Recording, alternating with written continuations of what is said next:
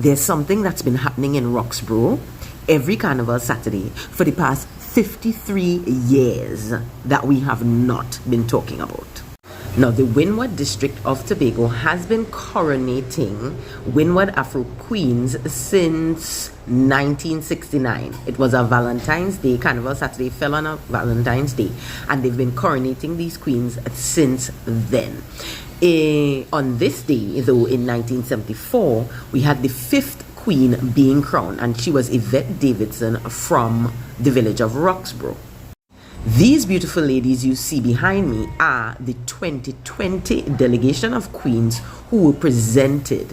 Of them, Miss Mason Hall, Aaliyah, is who won that year. Now, I spoke to the former chair of the Windward Carnival Committee, who is Mr. Collis Hazel, and he shared with me that the original name of the show was the Winward Carnival Queen Show, right?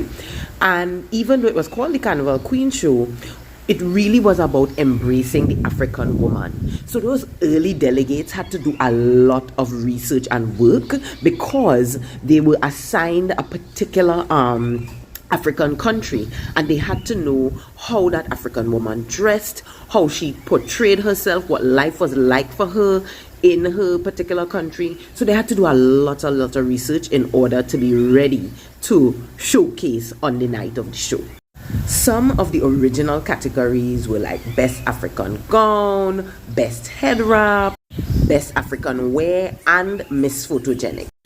Now, in the early days of the show, the prizes were not necessarily monetary. I mean, maybe they'd get $1,000, but more of the prizes were about bestowing honors upon the queen. So one of the honors of the queen was to be a specially invited guest of the Tobago House of Assembly at various events that they would have on the island. They would also receive prizes like a stay for two at Blue Waters Inn in Speyside, or even round-trip airfare at a destination within the Caribbean from Caribbean Airlines or BWIA, as they probably were at that time.